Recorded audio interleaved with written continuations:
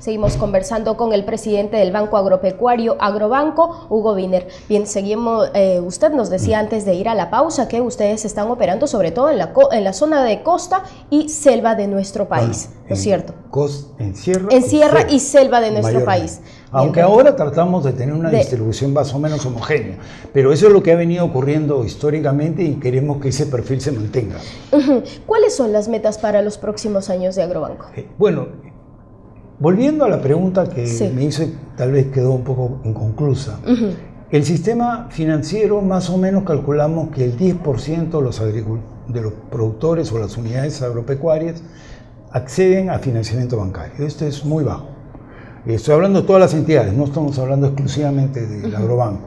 Y el agrobanco en realidad tiene todavía una participación pequeña. De ese 100% que se presta por entidades financieras supervisadas a unidades agropecuarias, estamos hablando de que el agrobanco más o menos responde por el 8%. ¿no? 8%.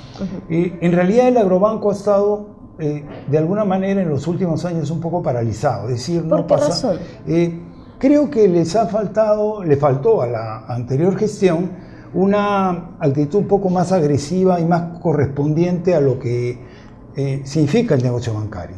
Por ejemplo, en toda entidad financiera, el negocio bancario fundamental es la idea de que uno tiene un capital y ese capital lo usa como una palanca, le llamamos nosotros, para obtener recursos de terceros y eso colocarlo. Y normalmente la palanca que se usa es de una unidad de capital por 7 unidades que se presta, ¿ya? Por tanto, en la actualidad el agrobanco tiene un capital de 338 millones de soles como capital suscrito y pagado. El agrobanco debería estar prestando alrededor de 2.000 millones de soles. 2.000 millones. Y cuando nosotros ingresamos, yo tengo ya un año en la gestión, las colocaciones del banco andaban por 250, 260 millones. Digamos, es justamente el tema de gestión, básicamente. Yo creo que falta de decisión. Porque también, el actual gobierno también ha agregado 100 millones, pero para mí más importante siendo muy importante este aporte al capital, pero más importante es utilizar el aporte de capital para captar más recursos para poder ampliar nuestra cobertura.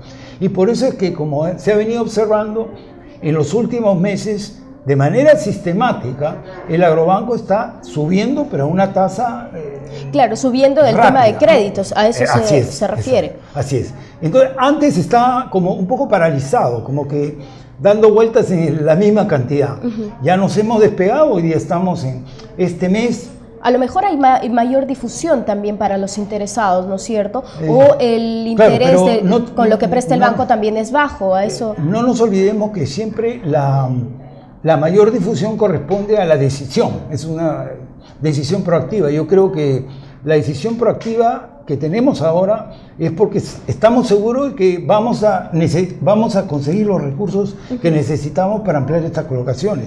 Tengo la impresión que administraciones anteriores pensaban que no iban a tener los recursos y por tanto no hacían tanta promoción. Ahora nosotros estamos decididos porque sabemos cómo podemos obtener más recursos y no porque el Estado nos vaya a dar más recursos, sino porque podemos ir al mercado de capitales a conseguir esos recursos y esos transferirlos como crédito responsable, con baja morosidad, con buena cartera al sector agropecuario. En este momento, por ejemplo, un agricultor, si quiere acceder a un crédito del agrobanco, ¿qué requisitos debe tener? Bueno, en general nosotros tratamos de que cualquier tipo de productor pequeño y mediano, porque ese es nuestro grupo objetivo, pueda acceder. Hay situaciones muy diversas, ¿no? Por ejemplo, pueden haber agricultores que tienen propiedades con título, que es siempre la situación más ventajosa, pero eso no es lo común en este país, sino más bien productores que son posesionarios, productores que son arrendatarios, ¿no? O sea, que no tienen tierra, sino que o tienen una parte de un lote y arrienden otra, etcétera. Y entonces, para eso se crean una serie de mecanismos, como pueden ser la prenda sobre el producto y otros mecanismos que nos permitan a nosotros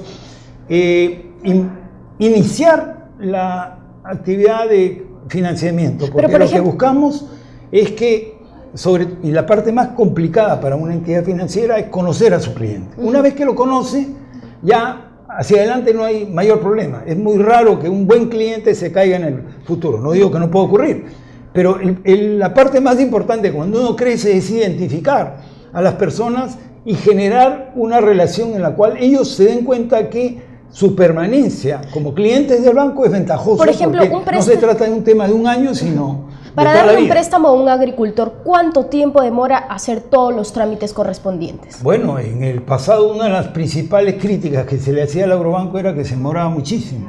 Y efectivamente he conocido casos, y me lo han relatado algunos productores, que son de escándalo. Pero hoy día estamos llegando a desembolsar a veces hasta en 5 días y a veces en menos.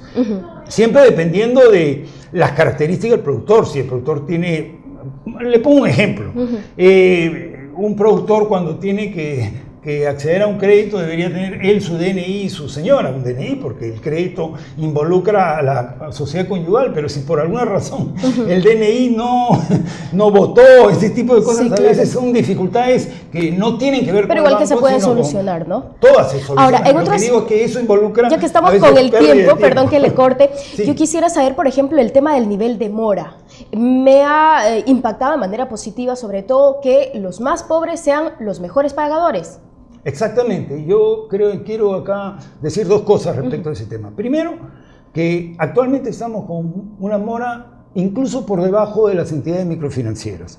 Este mes vamos a terminar probablemente en 3.8. Eso quiere decir también... Eso es muy bueno. Pero además, como usted lo ha dicho, lo más interesante es que los grupos a veces más pequeños presentan un comportamiento crediticio, digamos, mejor. No, lo que quiere decir que ellos valoran muchísimo la relación que tienen con el banco y es lo que queremos hacer. Hay otro proyecto que ustedes también están realizando y es que ustedes están apostando por la tecnificación de quinoa. ¿Cuáles son esos detalles, por favor? Bueno, en el caso, el próximo año es el año de la quinoa, es un producto muy importante en nuestra cartera. ¿En qué región se produce más la quinoa? Básicamente en Puno, y nosotros estamos trabajando justamente porque uno de los temas cruciales en la quinoa es el tema de la semilla. Se usa una semilla inadecuada, Linea tiene una semilla más apropiada, pero a veces muchos productores no la toman y entonces eso impacta en la calidad del producto y en el rendimiento.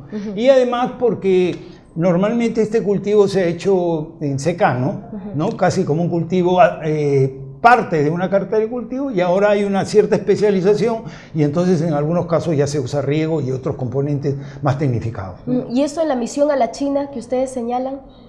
Bueno, lo que queremos es que se conozca mucho estos cultivos y podamos entrar mucho al tema del gran mercado del mundo hoy día. Bueno, muchísimas gracias por estar aquí en Enlace Nacional y darnos todos estos detalles.